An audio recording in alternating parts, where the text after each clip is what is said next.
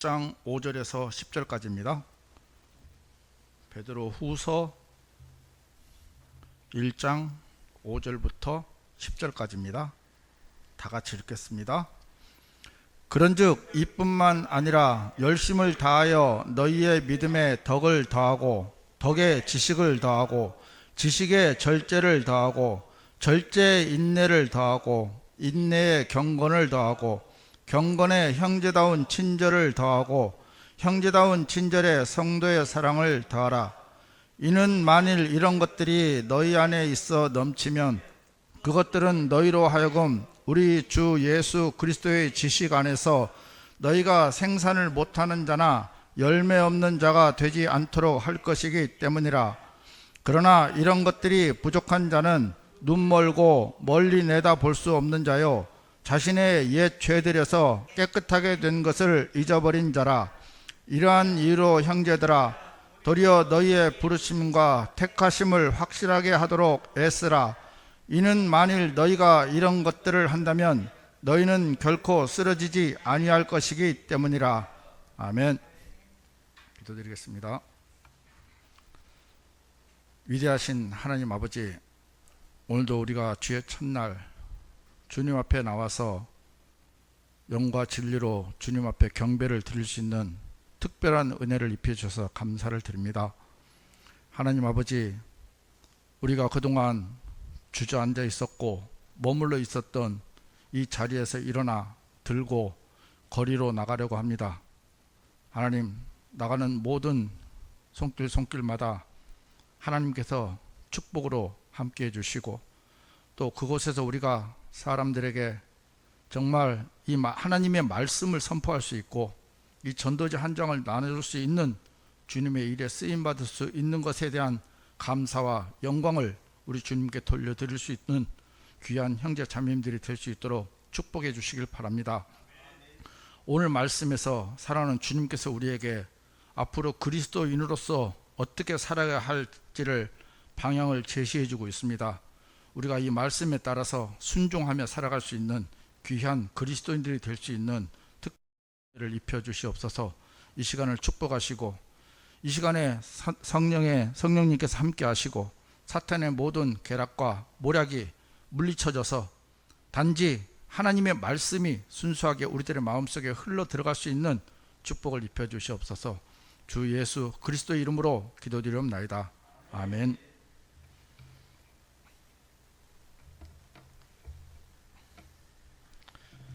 제가 어제 두 가지를 놓고 고민을 참 많이 했습니다. 우리 죄송한데 저 에어컨 바람 좀 조정 좀 해주시겠습니까? 성능이 너무 많이 열려서. 하나는 예수님이 우리가 지금 세상에서 점점점 예수님이 다시 오신다는 소망을 사라져버리게 하는 일들이 세상 사람이 아닌 교회에서 이루어지고 있거든요. 예수님은 가신 그대로 그 모습 그대로, 물론 모습은 변형되시지만 그대로 다시 오신다고 했는데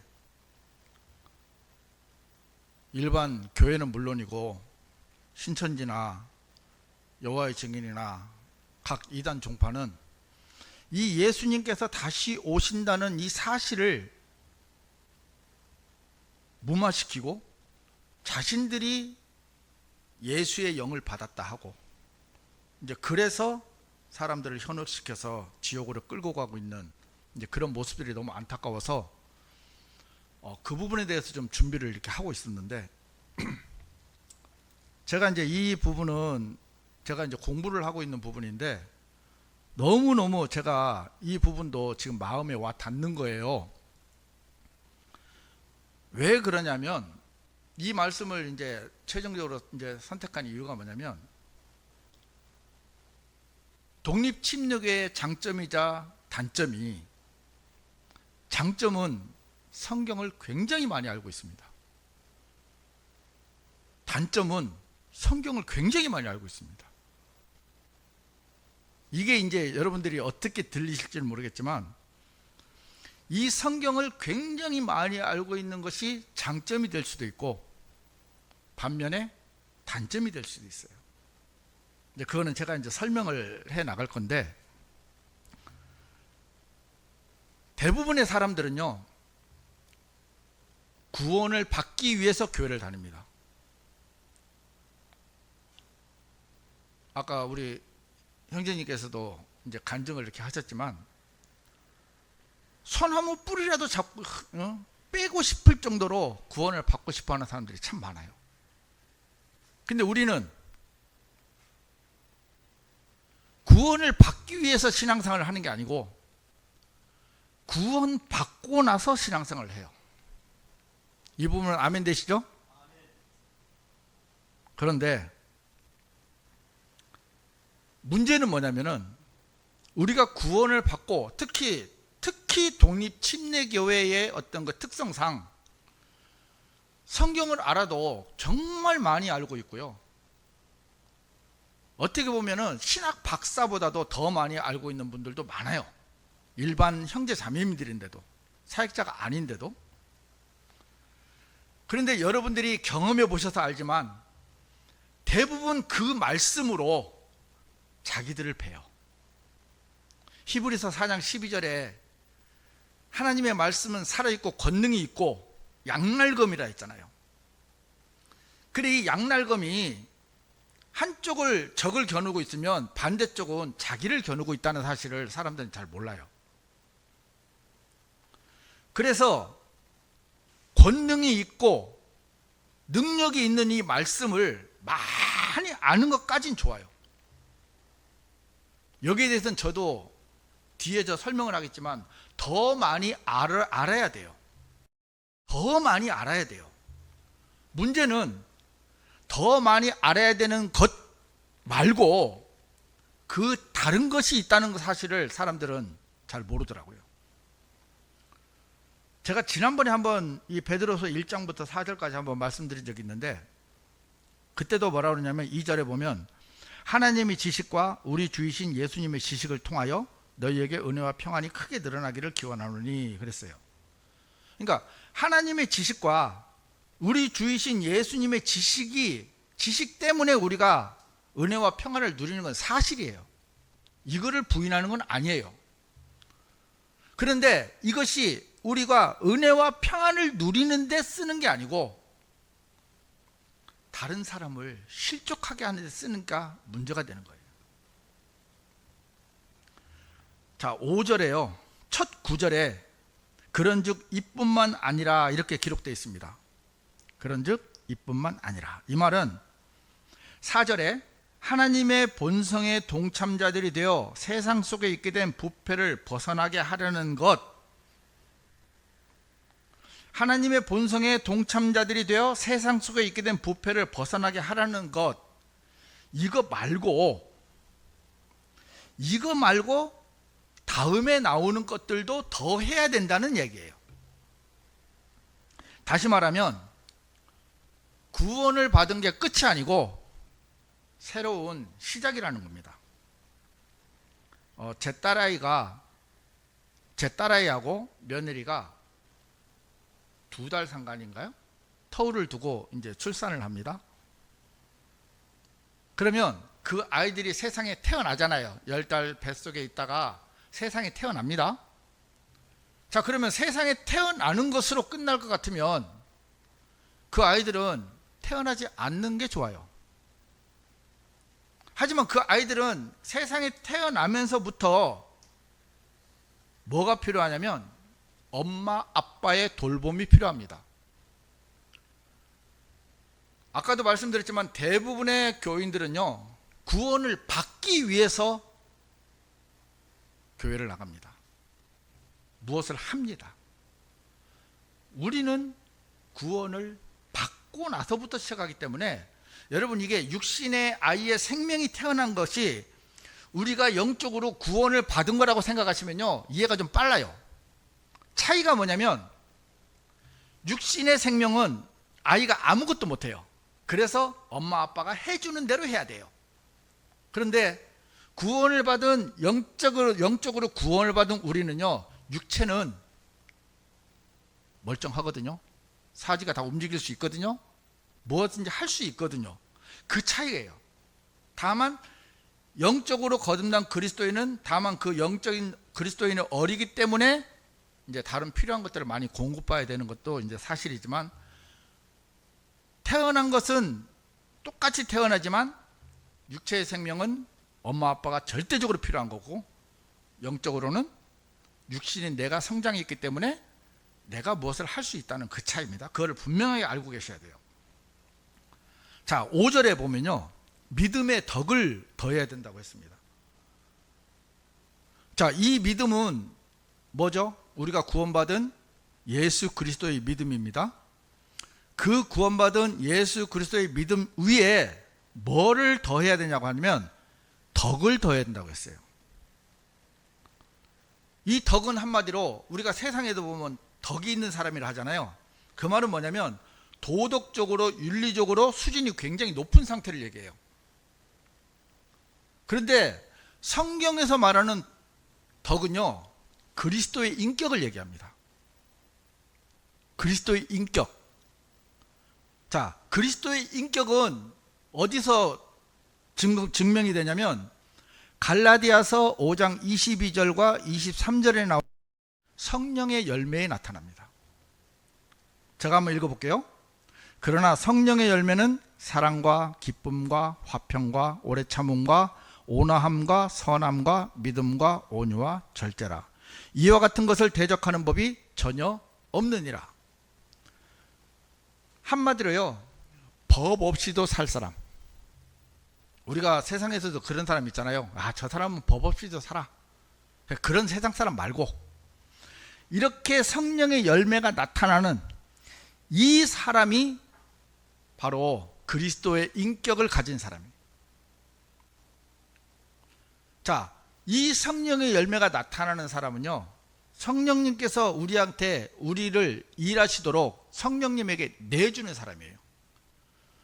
우리를 단지 도구로 써서 이제 내주는 역할밖에 우리는 할 수가 없는데, 다른 종교에서는요, 금욕이나 절제나, 특히 불교나 그 인도에 같은 힌두교 같은 데 보면 그 수련하는 사람 있잖아요. 수십 년 동안 어떤 사람은 한쪽 발을 들고 수십 년을 있다가 하고 있고, 어떤 사람은 가부좌를 틀고 몇 년 동안 있다 하고, 하여튼 온갖 방법으로 다 그렇게 덕을 쌓으려고, 경지에 이르려고 애를 쓰고 있지만, 성경에서 말씀하시는 덕은요, 바로 성령의 열매를 맺는 것이 덕을 쌓는 거라고 말씀하고 계십니다.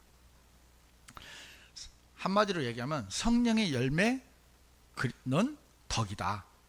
그 덕은 그리스도의 인격이다. 이렇게 보시면 됩니다. 자, 보세요. 그 덕에 뭐를 더해야 한다고 했죠? 지식을 더하고. 우리는 지식이 최고라고 생각하는 사람들이 의외로 많아요. 근데 하나님께서 분명하게 보여주시는 말씀은 지식 이전에 반드시 덕이 세워져야 한다는 거예요.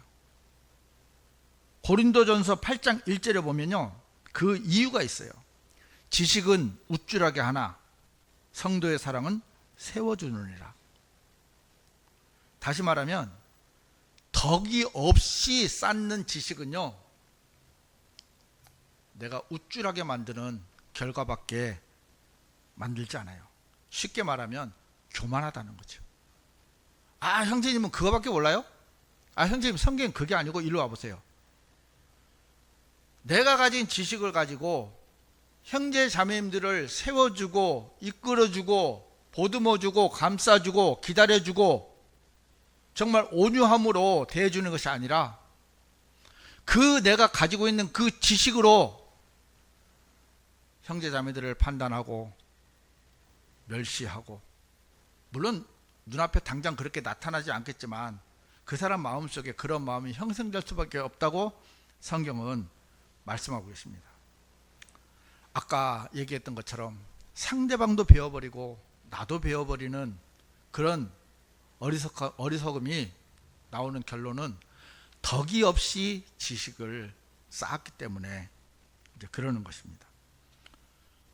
그렇다고 지식을 무시하라 그건 아니잖아요. 우리가 이건 한 가지 다 필요하다고 성경에 기록해 놓았기 때문에 지식에 대해서도 우리는 알아야 됩니다. 그리고 지식이 왜 필요하냐면요, 우리가 어린아이가 처음에는 모유를 먹든지 부주를 먹잖아요. 왜? 가장 영양가가 많은 것을 공급받아야 되기 때문에 살아가는 것처럼, 여러분이 대하는 성경 말씀이나 말씀을 듣거나 묵상하거나 읽거나 하는 모든 것들이 여러분들의 믿음으로 자랄 수 있는 성장분이 되기 때문에 우리는 그 부분이 절대적으로 필요한 거예요. 디모데후서 2장 15절에도 말씀하십니다. 진리의 지식을 바르게 공부하라. 이거는 공부하라, 하나님의 명령입니다. 우리가 하기 싫어도 해야 해요. 여러분, 학교에 가면 학생들이 공부를 할 수밖에 없잖아요. 물론 1등도 있고 꼴찌도 있지만 공부를 안 할 수 없고 수업 시간에 수업을 안 들을 수가 없는 것처럼, 여러분들이 그리스도인이고 구원을 받았다면 반드시 지식은 여러분 앞에 중요한 하나의 과목이라고 생각하시면 됩니다. 로마서 1장 17절에 보면 오직 의인은 믿음으로 말미암아 살리라. 여러분이 믿음이 성장할 수 있는 계기는, 아이가 성장할 수 있는 것은 모유와 분유와 이유식과 점점 그렇게 좋은 곳으로 가는 것처럼, 우리도 믿음이 자라기 위해서는 지식의 자양분이 없이는 불가능하다는 사실을 아셔야 합니다. 단, 또 강조합니다. 덕 위에 지식을 세워야 한다고 성경은 말씀하고 계십니다. 그 다음에는 지식에 절제를 더하고, 반복되는 얘기 같지만 절제되지 않는 지식은요, 교만 그 자체입니다. 우리가 그런 거 있잖아요. 아까도 이제 설명을 했지만 어떤 형제님들, 자매님들은 성경이 좀 부족할 수 있어요. 지식이 부족할 수 있어요. 그러면 이제 예를 들면 제 아내가 저한테 성경을 물어보면 제가 설명을 해줍니다. 그러면 아이씨, 그거 한 번만 해주고 그것도 못 알아먹어? 이러면은 저는 교만한 거예요. 알아들을 때까지 설명을 해줘야 돼요. 또 제가 모르면 모른다고 인정을 할 줄 알아야 되고, 알면 이해할 수 있을 때까지 설명을 해줘야 돼요. 그리고 그 사람의 말을 들어줘야 돼요. 경청을 해줘야 돼요. 경청해서 사람을 얻을 수 있는 경우도 참 많거든요. 혹시 그 사람들이 교리로 잘못 알고 있으면 다 듣고 나서 설명을 해줘도 되는데, 우리는 보통 보면요, 어떻게 하냐면, 아 형제 그거 아니야, 이거 있어, 이거 이렇게 그러면 그분 마음이 그 형제의 편에 닫혀버리면 그분은 실족할 수밖에 없는 상황이 있거든요. 우리가 정신과 상담하는 거나 기타 상담하는 상담사들을 보면요, 그분들이 어떤 특별한 해법을 가지고 있어가지고 상담하는 게 아니에요. 상담 받으러 오는 사람들 1시간 내내 그 소리를 들어줍니다. 그러면 이야기하다가 자기가 다 풀려갖고 가는 사람들 대부분이고, 상담사들은 몇 마디 안 해줘요. 그리고 돈을 받아요. 그게 상담의 기술이더라고요. 이 절제에 그 다음에 뭘 해야 되면 인내를 더하고, 인내라는 것이요, 투덜거림 없이 고통이나 고난을 참고 견디는 겁니다. 우리가 예배만 드리면은 그런 경우가 없죠. 근데 전도를 나가거나 어떤 하나님의 부담스러운 일들을 하게 되면은 우리는 투덜거림이 절로 나와요. 또 고통도 겪게 되고, 고난도 오면 그것을 못 견디는 사람들도 있습니다. 그런데 그 모든 것을요, 불평 없이 투덜거림 없이 견디는 것이 인내입니다. 그래, 인내와 오래 참음은요 달라요. 비슷한 것 같은데 달라요. 오래 참음은 단순히 긴 시간 동안요 견뎌내는 것을 이야기합니다. 우리가 성도의 사랑을 일단 읽어보면 알겠지만 오래 참음이 들어가 있어요.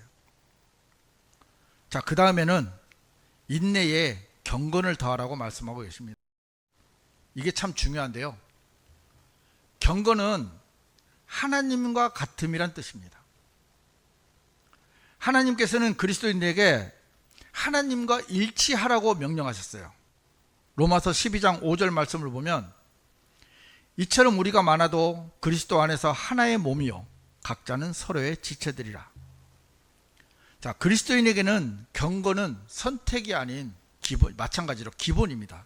여기에 지금 나오는 것들은요 선택할 수 있는 게 아니고 다 기본적으로 갖추어져야 될 덕목들입니다. 디모데전서 4장 7절 8절을 보면 그러나 속되고 늙은 부인들의 지연한 이야기들을 거부하고 도리어 경건에 이르도록 너 자신을 훈련하라. 이는 몸의 훈련은 유익이 거의 없으나 경건은 모든 일들에 있어 유익하니 현재 있는 생명의 약속과 다가올 생명의 약속을 가지게 하느니라. 훈련은 반복, 숙달입니다. 훈련이 얼마나 중요한지 여러분들한테 굳이 설명하지 않아도 되지만 제가 몇 분을 한번 예를 들어보겠습니다. 우리나라에는 프로야구라는 야구 게임이 있습니다. 맨 처음 프로야구가 생긴 게 82년도인데 그때 선수 중에 장효조라고 있어요. 혹시 기억하고 계신 분이 있을지 모르겠는데 이 선수의 별명은 안타제조기예요. 그래서 이 선수가 하루에 연습량이 얼마나 많냐면 하루에 프로야구 입단하기 전에는 하루에 1000개씩 스윙을 했대요. 그런데 프로야구에 입단하고 나서는 하루에 1500개씩 스윙을 했다고 하더라고요. 프로야구가요 지금 44년째 하고 있는데 이 사람이 얼마나 정교한 타법을, 이제 이름이 부채살 타법이에요. 부채살 타법. 너무너무 정교해 가지고 보통 선수들이 이 야구 방망이를 며칠에 한 번씩 아니면 아무리 많이 써도 한 달에 한 번씩 가르치는데 이분은 방망이 하나 가지고 몇 달을 썼다 하더라고요. 그만큼 정확한 타격을 해서 방망이가 부러지는 일이 거의 없었다 하더라고요. 또 한 분은 이충희 선수, 농구 아시죠? 들어본 적 있으시죠? 이분의 별명은 슛도사입니다. 이분도 하루에 일주일에 5일 동안 5일은 하루에 슛을 1500개씩 쐈대요. 말이 1500개지. 어느 곳에서 던져도 들어간다 해서 별명이 슛도사예요. 이분들이 단순히 하루에 여러분이 생각할 때 1500개? 뭐 던졌어? 쳤어? 이렇게 생각할지 모르겠지만 그거를 하루도 아니고 이틀도 아니고 한 달도 아니고 몇 년을 계속 꾸준히 했습니다. 여러분, 우리가 다윗과 골리앗에서 다윗이 골리앗을 쓰러뜨렸잖아요. 맨 처음에 제가 그 설교를 들었는데 어떤 분이 그러시더라고요. 하나님이 역사하셔서 다윗이 무리뱃돈을 던졌는데 박혔다. 하나님이 역사하셨다. 틀린 말은 아닙니다. 그러나 다윗이 그 돌을 정확하게 맞추기 위해서 자기가 목자였을 때 수많은 들짐승과 싸워서 이겨낸 결과물이거든요. 근데 우리는 그거는 생각 안 하고 돌멩이 하나 가지고 골리앗을 쓰러뜨렸다는 그 한 가지만을 보고 거기다가 하나님의 역사, 나는 아무것도 안 해도 돼, 이게 아니고요. 경건을 뭐라 하겠습니까? 경건에 이르도록 너 자신을 훈련하라. 이는 몸의 훈련은 유익이 거의 없으나, 여기서 보면 어떤 분이 이걸 이렇게 해석하더라고요. 아, 몸의 훈련은 유익이 없구나. 그러면 몸의 훈련은 안 해야 되겠네. 이게 아니고요. 이 훈련이 몸의 훈련은 유익이 거의 없으나는 경건에 비하면 별거 아니다. 이 얘기예요. 그만큼 경건의 훈련이 그만큼 비중이 높다라는 얘기를 하고 있기 때문에 우리는 경건을 훈련할 수밖에 없어요. 경건에 이르면 하나님과 일치가 돼요. 우리에게 예수 그리스도의 능력이 나타납니다. 예수님의 능력으로 하나님의 일을 반복하면요, 우리가 그 원리를 알게 돼요. 하나님께서 일하시고 어떻게 역사하시니 통로를 알게 된다는 거죠. 그 통로를 알게 되면 우리는 더 많은 하나님의 능력을 나타낼 수 있다는 겁니다. 누가복음 19장 13절 말씀에는요, 그리하여 그는 자신의 종 10명을 불러서 그들에게 10파운드를 넘겨주었고 그들에게 말하기를 내가 올 때까지 장사하라 하였느니라. 우리 그리스도인은 장사를 해야 합니다. 비즈니스를 해야 됩니다. 우리 상황에 맞게, 내 역량에 맞게, 그것이 구령이면 구령, 또 성경 연구면 성경 연구, 아니면 말씀 선포, 성경 교사, 또 각 교회에 맡겨진 분야별로 맡겨진 봉사, 이것을 우리는 내가 내 힘으로 하는 게 아니고요, 하나님 앞에 끊임없이 은혜를 구하면서 해야 우리가 나중에는 그 부분을 통해서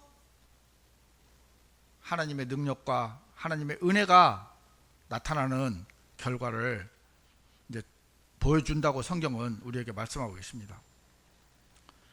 경건 다음에는 그 다음에 뭐라고 되어 있냐면 형제다운 친절을 더하고 형제다운 친절에 성도의 사랑을 더하라. 7절에 이렇게 말씀되어 있습니다. 어떻게 보면 경건이 가장 크다고 생각하는 사람들도 사실 많이 있어요. 그런데 이 말씀을 놓고 보면요, 궁극적으로 우리가 가야 될 최종 목표가 뭐냐면 성도의 사랑입니다. 이 세상에서 말하는 러브, 이 사랑이 아니고 아낌없이 주는 사랑, 체리티. 대부분의 성경에는 다 러브로 번역을 해서 세상 사랑과 성도의 사랑을 동일시해 놨는데, 킹제임스 성경의 원문에는 러브와 체리티가 분명하게 나누어져 있습니다. 그러나 만일 너의 형제가 너의 음식으로 비통하게 된다면 이제 너는 성도의 사랑으로 살아가는 것이 아니니라. 너의 음식으로 그를 망치지 말라. 그를 위하여 그리스도께서 죽으셨느니라. 로마서 14장 15절 말씀인데, 여러분, 우리가 먹는 음식 하나로도 형제를 비통하게 하지 마라 했습니다. 왜? 그 형제에게도 예수님께서 그를 위해서 죽으셨다고 했기 때문에. 그러니까 내가 먹는 음식으로 형제를 실족하게 하지 말라는 거죠. 형제가 시험이 들기만 하면 내가 차라리 그 음식을 먹지 않는 것이 더 좋을 수도 있기 때문에요. 성도의 사랑은 형제를 비통하게 하지 않습니다. 우리가 성도의 사랑에 최고로 잘 설명해 놓은 구절이 고린도전서 13장 4절입니다. 4절부터 우리 다 같이 한번 읽어보겠습니다. 고린도전서 13장 4절, 사랑장이죠. 좀 길지만 우리 한번 다 같이 한번 이 단어 하나하나 생각하면서 좀 읽어보겠습니다. 고린도전서 13장 4절부터 13절까지입니다. 성도의 사랑은 오래 참고 친절하니라. 사랑은 시기하지 아니하고 성도의 사랑은 스스로 과시하지 아니하며 우쭐해지지 아니하고 스스로 부적절하게 처신하지 아니하며 그녀 자신의 것을 구하지 아니하고 쉽게 격분되지 아니하며 악을 생각하지 아니하고 죄악을 크게 기뻐하지 아니하며 오직 진리를 크게 기뻐하고 모든 것들을 참으며 모든 것들을 믿고 모든 것들을 소망하며 모든 것들을 견디느니라. 성도의 사랑은 결코 끝나지 아니하느니라. 그러나 예언들이 있어도 그것들은 끝날 것이요, 방언들이 있어도 그것들은 그칠 것이요, 지식이 있어도 그것은 자취를 감출 것이라. 이는 우리가 부분적으로 알고 우리가 부분적으로 예언하기 때문이라. 그러나 완전한 것이 오면 그때는 부분적인 것이 폐지될 것이라. 내가 아이였을 때 나는 아이처럼 말하였고 나는 아이처럼 이해하였으며 나는 아이처럼 생각하였느니라. 그러나 내가 어른이 되었을 때 나는 아이 같은 것들을 치워버렸노라. 이는 지금 우리가 유리를 통하여 희미하게 보기 때문이라. 그러나 그때는 얼굴과 얼굴을 마주할 것이라. 지금은 내가 부분적으로 아느니라. 그러나 그때는 바로 나 또한 알려진 것 같이 내가 알리라. 그런즉 이제 믿음과 소망과 성도의 사랑, 이 세 가지가 항상 있으나 이들 중 가장 위대한 것은 성도의 사랑이라. 아멘. 제가 왜 이렇게 긴 구절을 읽었느냐면, 베드로뿐만이 아니고 사도 바울 역시 성도의 사랑이 그리스도의 최종 목표임을 고린도전서 13장 말씀을 통해 말씀하고 계십니다. 우리가 이 성도의 사랑이요, 예수님께서 우리에게 주신 사랑입니다. 이 사랑을 받은 우리가 우리만 가지고 있지 말고 이제는 다른 이들에게, 또 우리 앞에 있는 형제 자매님들에게 실천을 해야 한다는 것입니다. 베드로후서 1장 8절, 아까 본문 말씀에 8절에 이는 만일 이런 것들이 너희 안에 있어 넘치면 그것들은 너희로 하여금 우리 주 예수 그리스도의 지식 안에서 너희가 생산을 못하는 자나 열매 없는 자가 되지 않도록 할 것이기 때문이라. 자, 보세요. 이런 것들이 너희 안에 넘치면, 이 말은 우리 5절부터 7절까지 이것이 우리 안에 넘치면 하나님께서는 100% 열매를 맺을 수 있다고 말씀하고 계십니다. 로마서 7장 4절을 보면, 나의 형제들아, 이런 이유로 너희가 그리스도의 몸으로 인하여 율법의 죽은 자가 되었느니라. 이는 너희가 다르니 곧 죽은 자들로부터 일으켜지신 그분과 혼인하게 되도록 하려 하며 우리가 하나님께 열매를 내도록 하려 함이라. 이 말씀을 보면 예수님께서는 우리를 부르신 이유가 열매를 내게 하려고 부르신 것입니다. 또 요한복음 15장 8절에 보면, 너희가 많은 열매를 맺는 이 일로 나의 아버지께서 영화롭게 되시는도다. 그렇게 하여 너희는 나의 제자들이 되리라. 자, 열매를 맺는 이 일로 우리가 열매를 많이 맺게 되면 하나님께서 우리를 통해서 영화롭게 되신다 했습니다. 말로만 하나님께 영광을 돌려드립니다, 영광을 돌려드립니다 할 것이 아니고, 우리는 열매를 내서 하나님께 영광을 돌려드리는 것입니다. 그리스도인이 열매를 내는 것은 기본이고 의무입니다. 베드로는 이 열매 맺는 방법을요, 실패하지 않는 100% 확실한 방법을 우리에게 알려주고 있습니다. 우리 주 예수 그리스도의 지식 안에서 살아가는 것이 얼마나 중요한지 베드로는 강조를 하고 또 강조를 합니다. 넘치는 지식으로 성도의 사랑에 이르고, 넘치는 지식으로 우리가 열매를 맺을 수밖에 없고, 그렇게 되면 우리는 하나님께 영광을 돌려드릴 수 있는 진짜 모범 답안지가 베드로후서 1장에 기록되어 있습니다. 사탄은 우리에게 지금 하고 있는 모습에 만족하라고 합니다. 지금도 충분해. 넌 잘하고 있어. 너무 앞서가지도 말고 너무 뒤처지지도 마. 여러분이 스마트폰이나 PC를 사용하고 있습니다. 그런데 그 스마트폰이나 PC의 프로그램이 10년 전이나 20년 전 프로그램을 쓰고 있다면 지금 이 시대에 우리가 제대로 그것을 쓸 수 있겠습니까? 하물며 스마트폰이나 PC도 자주 업그레이드를 합니다.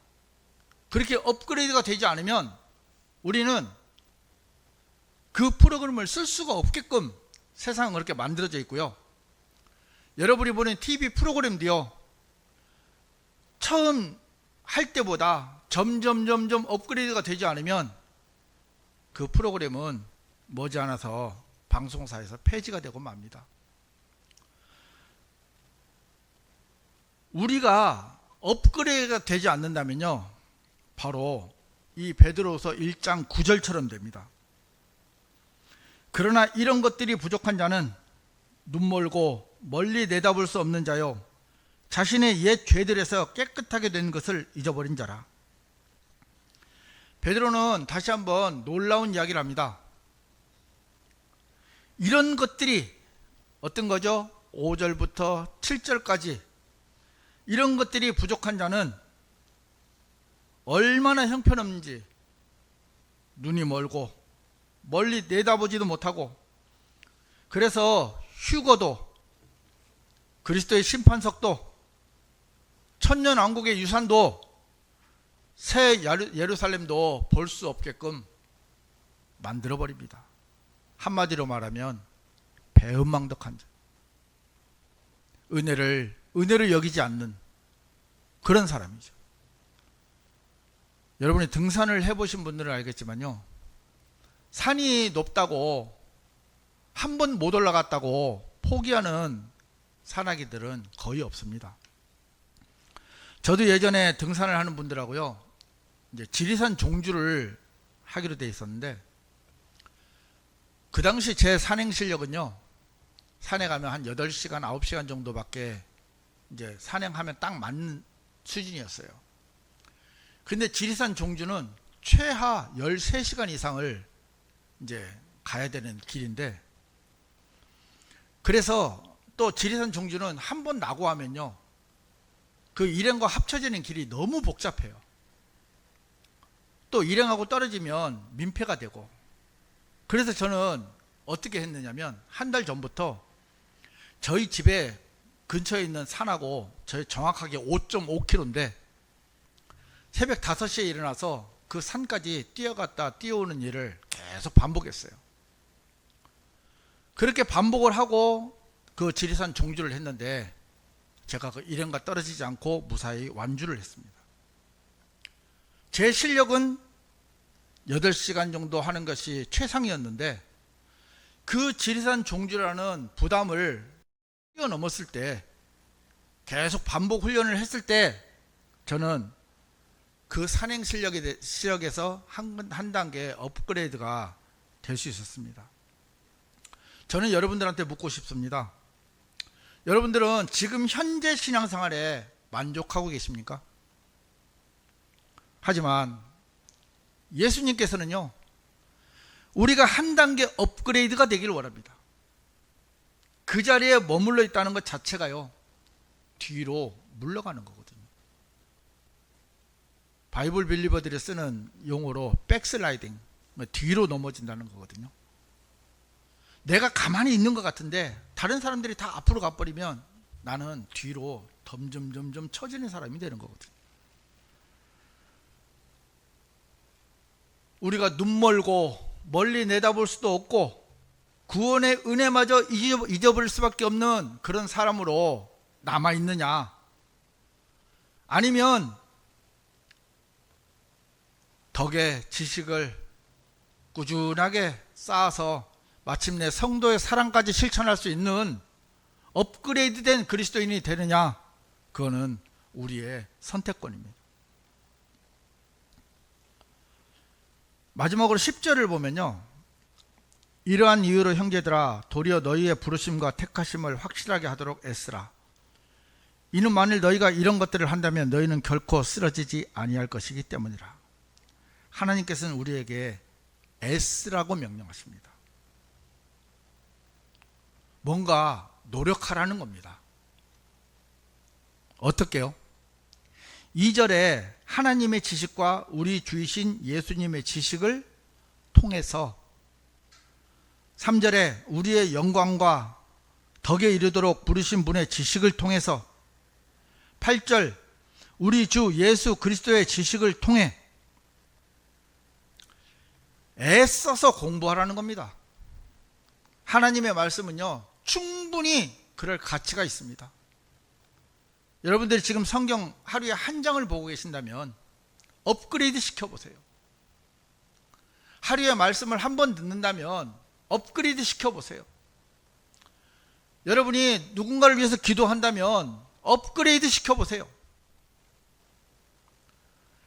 이런 것들을 한다면 너희는 결코 쓰러지지 아니할 것이라.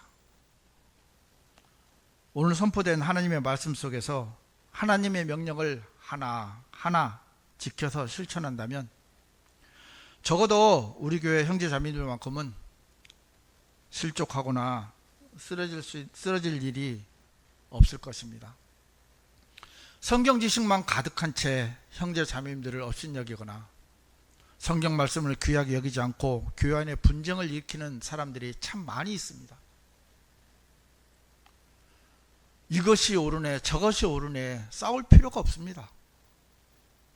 지금 현재 내가 성도의 사랑을 실천할 수 있느냐 없느냐가 중요한 것이지, 내가 알고 있는 지식이 맞냐 안 맞냐, 그것은 조금만 더 있으면요 자연적으로 다 판단이 됩니다.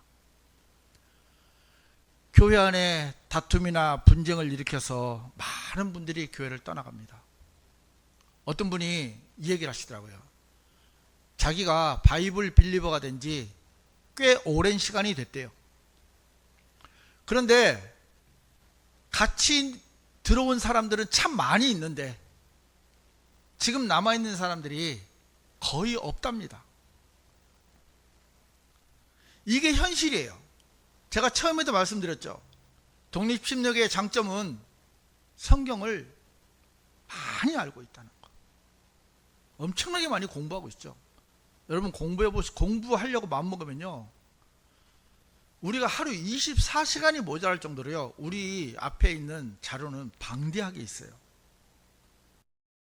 단점은 성경을 너무 많이 알고 있다는 거. 그 많은 성경 지식을 올바르게 사용하지 못해서 형제자매들을 베고 자기도 베서 배도의 길로 믿음의 길에서 떨어져 버리는 사람들이 실제로 우리 앞에 많이 있고 보셨잖아요. 다시 한번 분명하게 말씀드리지만 이 땅에서 여러분들이 완성시킬 신앙은요 성도의 사랑입니다. 사도 바울도 베드로도 성경 곳곳에 쓰여져 있습니다. 하나님의 말씀은 모든 지식과 지혜의 보물들이 감추어져 있고요. 그 감추어진 지식과 지혜를 찾아내려면요 부단히 노력해야 됩니다. 이러한 노력을 통해서 자신을 하나님의 의의 도구로 내주고 나면 우리는 우리가 내드린 것만큼의 그 이상으로 하나님께서는 우리들에게 갚아주실 겁니다. 대가를 바라고 하는 것이 아닙니다.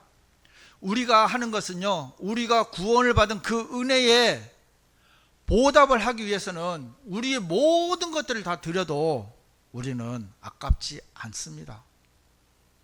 다만 주님께서 우리에게 하나씩 우리 자신 스스로가 업그레이드 할 수 있는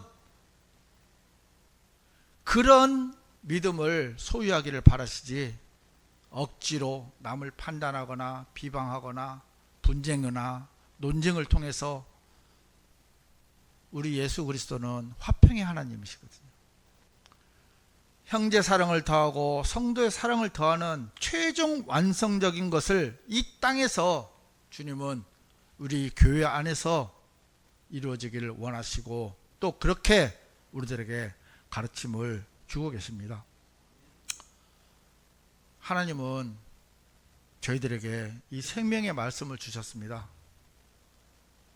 정말 세상 어느 것보다도 값어치 있고 보물 같은 이 말씀이 오늘부터 이 진주 지역에 우리가 선포가 되어지고 전단지가 나누어진다고 생각을 하니까 참 감사하고, 더 많은 시간이 또 저희들에게 주어졌으면 하는 시간들도 또 있습니다. 이 은혜를 통해서 우리가 하나님 앞에 좀 겸손하고 낮은 마음으로 하나님의 말씀을 하나씩 알아가다 보면 우리는 세상 그 어떤 사람들이, 여러분 요즘은 금값이 천정부지로 올라가고 있잖아요. 여러분 집에 금괴 하나 없죠? 그런데도 우리는 행복할 수 있는 것은 그 금괴보다도 소중한 하나님의 말씀이 우리 손에 쥐어져 있고 우리가 읽을 수 있고 묵상할 수 있고 이 말씀을 선포할 수 있다는 그 사실 하나만으로도 세상의 모든 금덩어리보다도 더 귀하다고 생각이 됩니다. 말씀을 마치겠습니다.